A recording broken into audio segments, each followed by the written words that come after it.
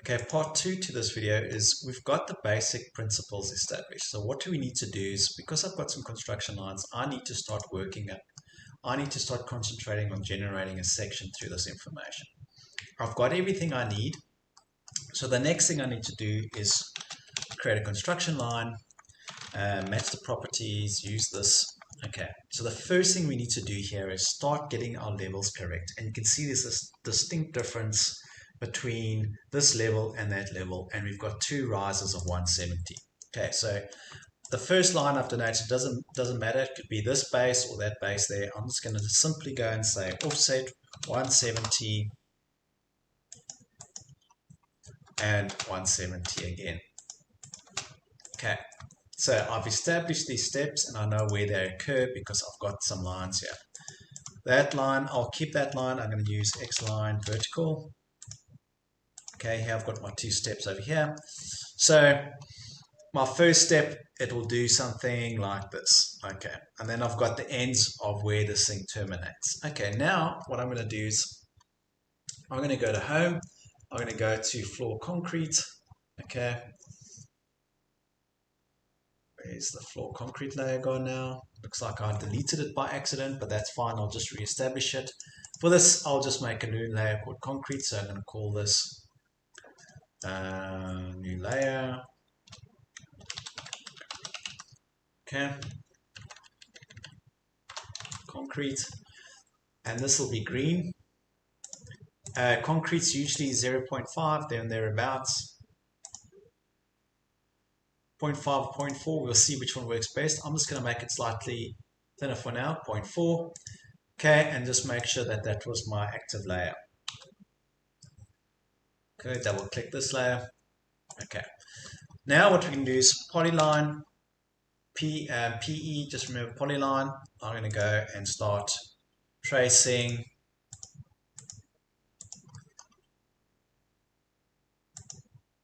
Okay, that's the end. Okay, so here I've got a situation where I need to use my construction lines, vertical. So here we've got a hole. Okay, we need to establish how deep that hole is. It's 500 deep. Okay, great. Okay, now that I've got to construct a polyline, what a polyline also gives me is it gives me these little, if you hover over in the middle of a polyline, it gives you this option, stretch, add vertex. I can go and add a vertex. So what it's done is it keeps adding vertices to this bit of line work. Okay. Sorry, that's stretched by accident. So let's grab this guy again here. Just hover, and you're going to say add vertex, and it's going to ask you where to add vertex. Another trick to do this with is you can hold shift or control. So if you hold this vertex, hold control down or shift. So if you got this over and you press control, it will, see what it does. Now that I'm dragging it away, so control, by cycling through control, it will jump through these different options. So put an arc, it'll make a new vertex, it'll stretch it. So here I'm adding a new vertex, and then I can just simply move to the side there. Likewise with this, grab this grip, control, shift R, and I'll just put it anywhere over here because I can fix this in a minute. I can get these in the same line. Okay. So this line, I can simply just hover over here. Okay, this trick that I've used here is using this snap reference lines. You can switch those on and off. That's F9. Okay, those are handy. Then I can simply stretch this line, stretch this, shift, right click from there, 500. Okay, sorry, it's too many zeros. Let me undo that again. Stretch that from there, 500. Enter. There we go. Okay, now that we've got this line work, this is going to be slightly different because here we're going to follow some of it, but here we're going to have this kind of situation going, and you're going to have a toe at the end here. Okay, so the first thing I'm going to do is I'm going to say offset 100. Okay, and you can see this is not exactly how it's going to work. Okay, so here you can see I'm going to use a 215 thickness and then pull this back, come back at an angle. So what I'm going to do here is I'm going to start with another polyline. Start a new polyline. Okay, make sure that the layer is selected, polyline, and here I'm going to simply come down. And I'm kind of just going to follow this best I can. F8. Here we F8 again, shift perpendicular. Here we've got a bit of a thickening. So here we've created a bit of a beam before it comes back, and it will follow that. We'll get that exact dimensions now. F8, somewhere to there, shift R, and then I can simply draw this to here, shift R, and then I'm going to come back down and then shift perpendicular, and then to there. Okay, we can join these two together, but what I need to do is make sure that these things, actually let me just, yeah, so that's one way to do it. So I'm going to say X line offset 100, because this is 100 mil, 125 or 100 mil, doesn't matter. It's just a bedding, it's a concrete bedding. So 100 mil is fine. And here I can simply just start using my stretch tools. I'm going to stretch that to meet that, shift perpendicular, get rid of that line now. Here we're going to use construction lines. So construction line, offset. So these toes are usually about 300 wide. Okay, so I'm going to say offset 300. Okay, stretch this information, shift perpendicular. Okay, this is usually stretch this from there. This is usually about 150 there and thereabouts. For what we're doing, it doesn't really matter. Maybe stretch 170, so stretch there from 2 brick courses. So 170, that's good enough for now.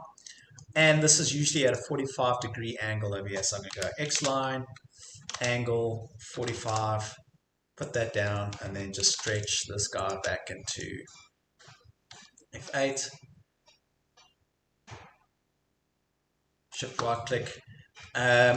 You can take it past, stretch it back, because it'll give us an intersection to work with, and get rid of that. Okay, that's going to work well. Here, this is slightly different. You'll need to get this angle across here. So what I do is I draw a quick line work from there to there. My F8 was on. So line from there. Just remember F8, we'll switch that off to there. Offset, and that's also by 100.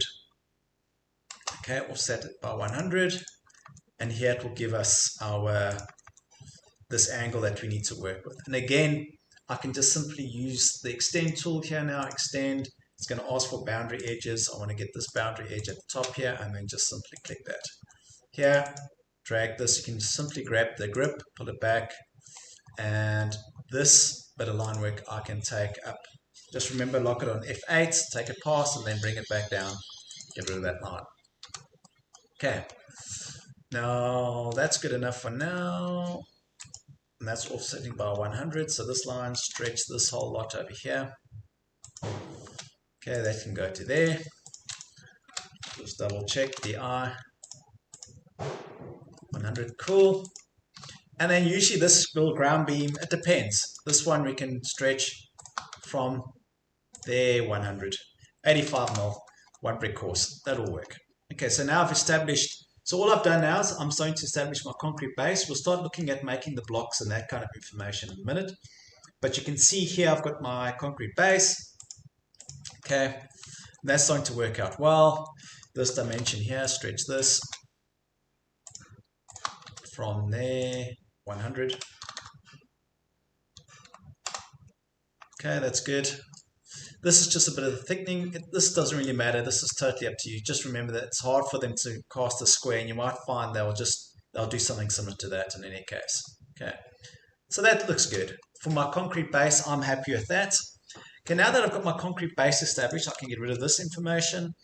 Now I can simply use the construction lines again. Now all I'm doing is I'm going to start reproducing the information in the background. So I've got this I need to reproduce, and I've got this door. It could be a planting box, for example, and that's exactly what it's intended to be, so that'd be a planting box. Okay, now that I've got that established, all right, just remember we're going to have a finish layer. So what's that finish layer? I'm just going to use a construction line 60 by 60, and usually give it a 10 mil gap for plaster. So we're going to say offset 70 mil from there to there. That's your finishing layer. And from there to there, It's your finishing layer. But just remember, the brickwork will be built off this base here. So if it's going to be brickwork, like it is here, it will have to be in brick dimensions. That's why it's an 850 mil. So here I can simply go and say offset 850. Okay, now I can go to my polyline. I can just use my, okay, so this is different. So your walls exterior, yes, it might be the same, but it's actually an elevation layer.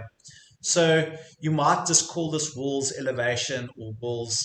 So that's, you can make another layer called walls or elevation. But I can just simply use the paving or the edging layer to do this. I'll make a new layer, call it walls elevation. So just make new walls elevation. You can just do it something like that. This will be red. You can leave them red.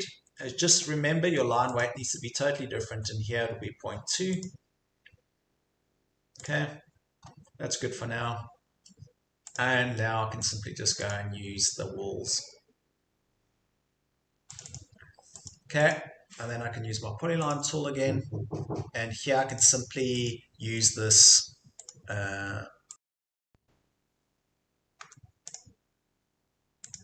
okay, so all I'm doing is adding in this bit of brickwork that's required.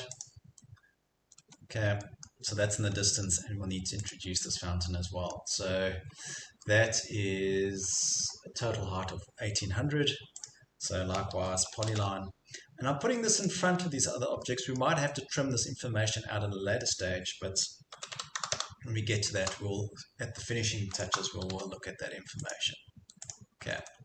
All right, so you can see that the line work that I'm distinguishing, this is not strictly cut because I'm looking from above, but we can make that slightly thicker. In the elevation, that red line will be slightly thinner. Okay, now that I've got most of the bones in place, I can get rid of a lot of this information now. Okay, so now this is, once we've got our section in play, we're going to start looking at creating a series of blocks. So like our pavers, you want to use blocks in this instance. You will have a situation where when you do cut a tile, for example, it'll be a bit smaller.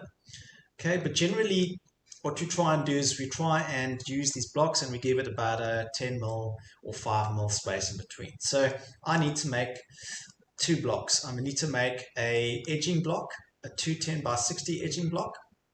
Okay, a 215, doesn't really matter.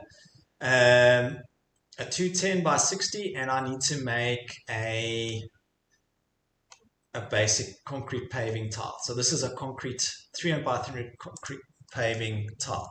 Okay, so now that I've kind of built up my part 2, now I just need to start adding the finishing touches to all of this. So you can see, to produce a drawing like this, it's fairly straightforward and quick to do. Now it's just the finishing touches, like putting in the benches, those type of things. And those I'll make blocks just because they're easier to manage if they're a block. Okay. All right. So the first thing I'm going to do is make 2 blocks. The first one will be my edging block and then my concrete block. Okay.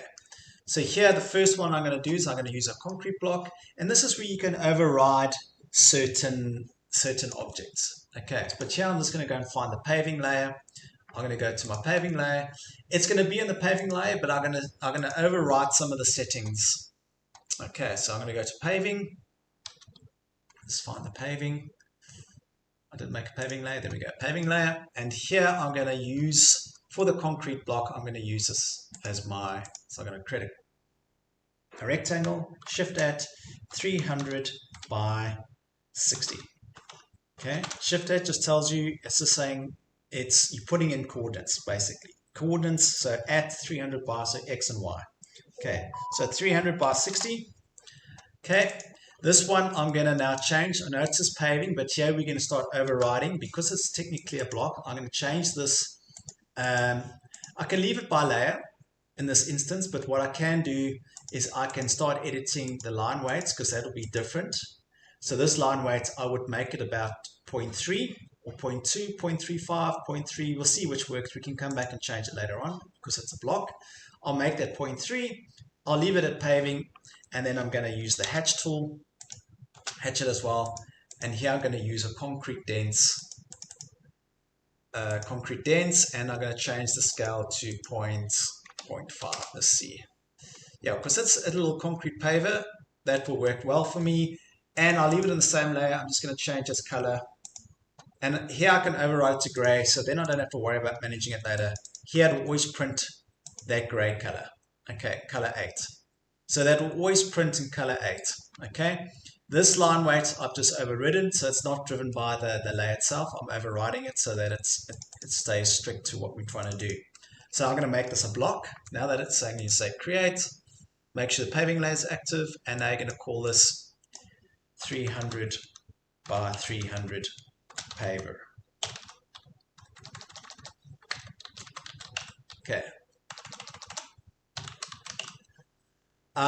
Specify select objects on screen. So select these objects, specify base point. I'm going to pick this point over here, press OK. Bang. Okay, so that's my first one. The next one I'm going to generate is I'm going to use the brickwork layer. This one over here, I'm going to say rectangle. Okay, so this one I'm going to match properties with that, and then I'm going to give this a different. Okay. Sorry, we just redo that again. So in this is pick this as my current layer. So if you want to make something, make a line a current layer, you just select this make current, you select the object.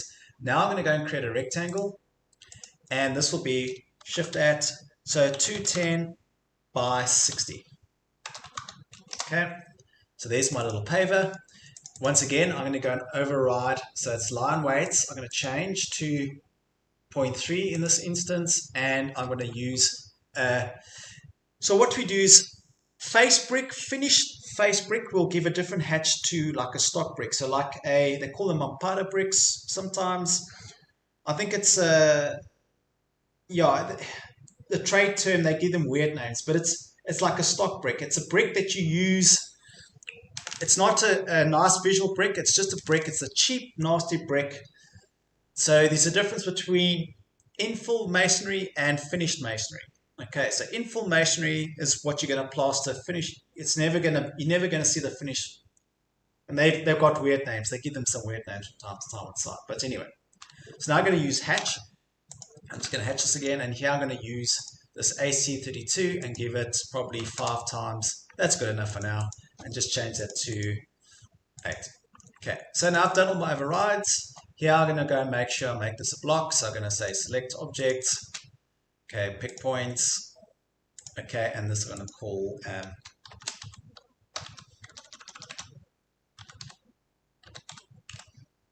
okay, edging. Cool. Everything the same. Leave it like that. Okay, there we go. All right, so now I've got my 2 blocks.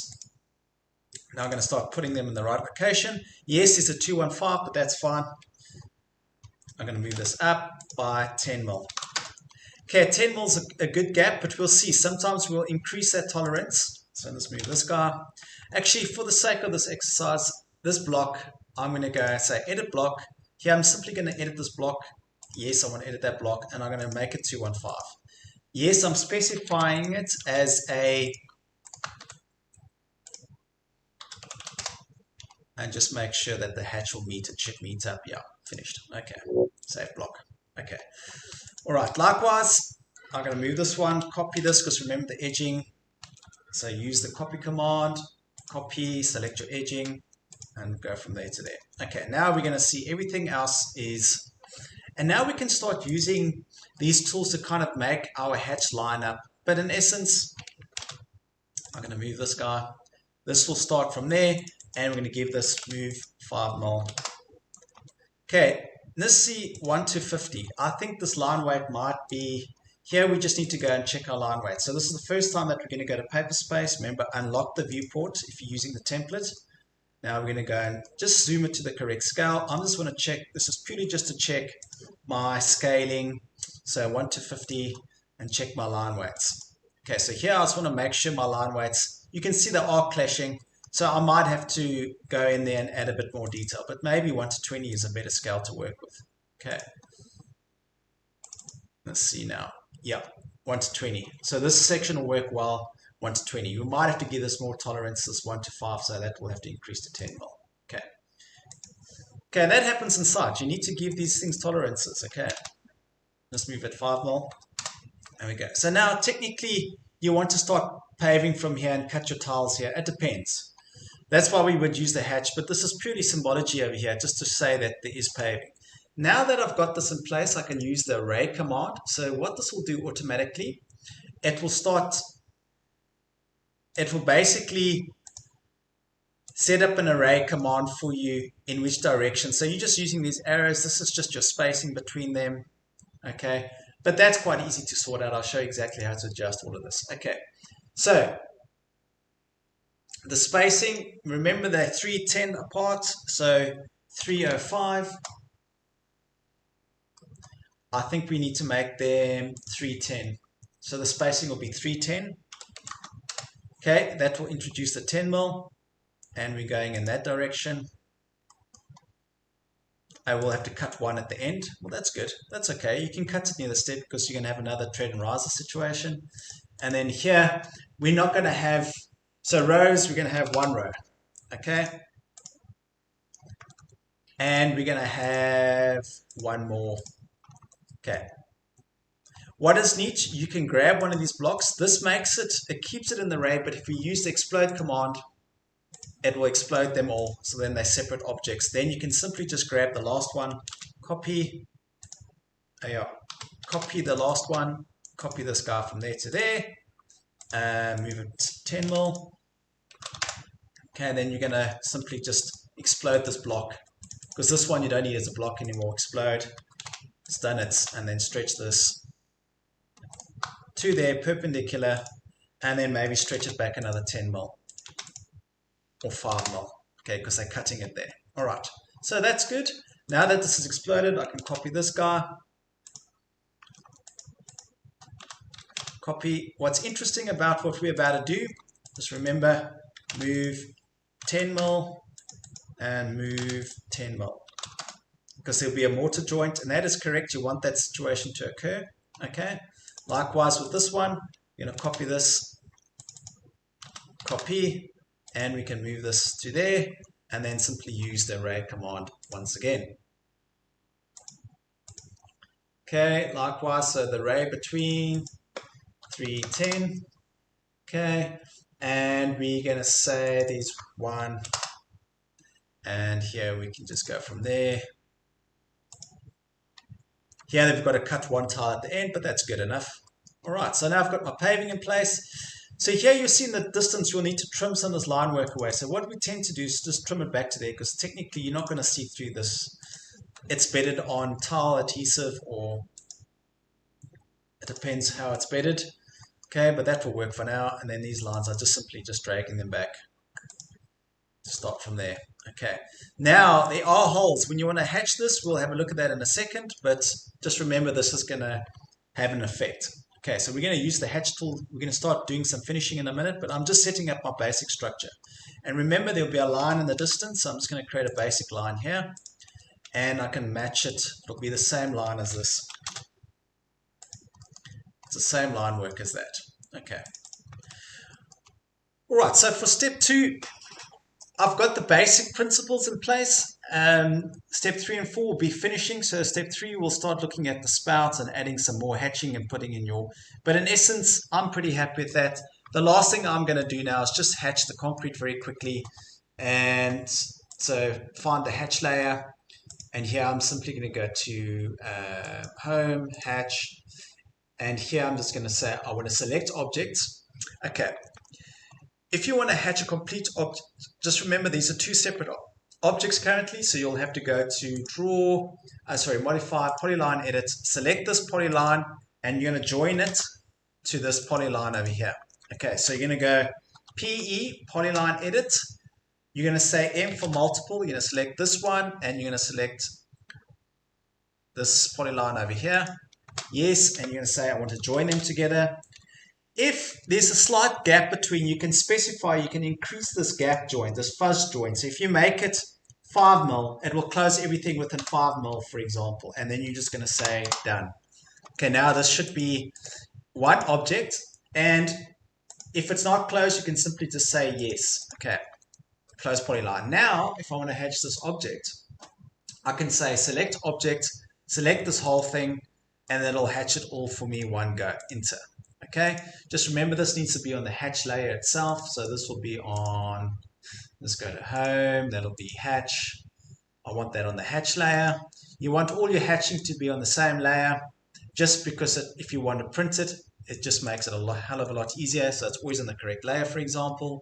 So select this hatching again, and then this we can just make concrete. Okay, and I'll leave it at that bigger concrete pattern. Okay, that's a dense spiner. This is more, okay. All right, so that's it for part 2. I think part 1 was good. We've established and set up part of the drawing. Now we're starting to work with our construction lines, etc. So we'll be back in part 3. Thank you.